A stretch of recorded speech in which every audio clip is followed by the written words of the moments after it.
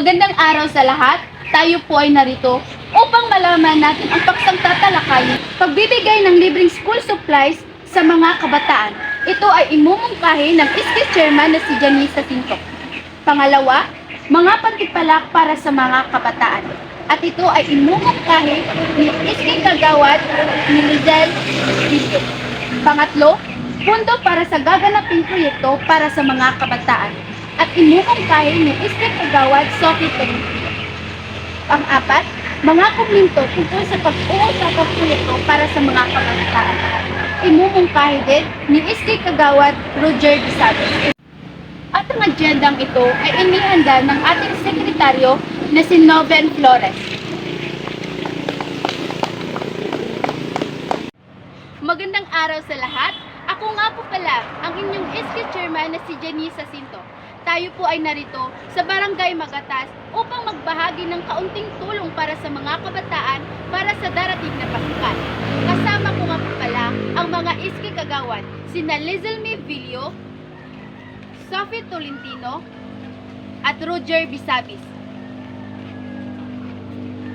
Magandang araw sa lahat.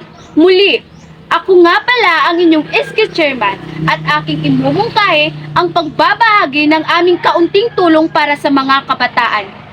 Magbibigay ho kami ng libreng school supply para sa lahat ng mag-aaral sa darating na pasukan. At sa mga oras na ito, ay aking ipapasa ang pagmumungkahi kay Lizelle Villa patungkol sa mga patimpalak para sa mga kabataan. Magandang araw sa lahat. Ako nga pala si Lizelle Villa, ang inyong SK Kagawad dito sa Barangay Magatas. Ngayong araw na to, nais kong ibahagi sa inyo ang tungkol sa aming gagawing proyekto na mga patimpalak para sa mga kabataan. Katulad na lamang ng sack race at marami pang iba. At ngayon, nais kong ipasa ang aking pagmumungkahi sa aking kasama na isa ring SK Kagawad na si Sophie Tolentino.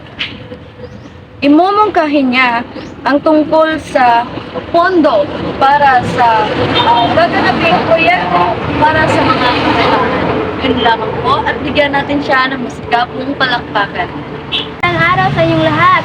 Ako nga pala ang inyong SK Kagawad, si Sophie Tolentino, at tatalakayan ko ang tungkol sa gagawing proyekto para sa kabataan.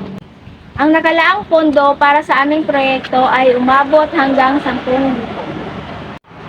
Para sa magbibigay ng komento, ako ay aking papasa sa ating SK Kagawad na si Roger Bisabis. Magandang umaga sa lahat. Ano ang inyong masasabi sa ating ginawang tulong? Meron ba kayong maidagdag o maisuggest para mas lalo pang maging matagumpay ang ating gaganaping proyekto para sa mga kabataan? Maraming salamat po sa inyong lahat sa pagdalo at sa inyong kooperasyon sa pagpupulong na ito. Kami po ay taos-pusong nagpapasalamat sa inyo dahil nandito po kayo ngayon upang makinig sa aming mga binahaging mungkahi tungkol sa aming gagawing proyekto. Yun lamang po. Muli, maraming salamat.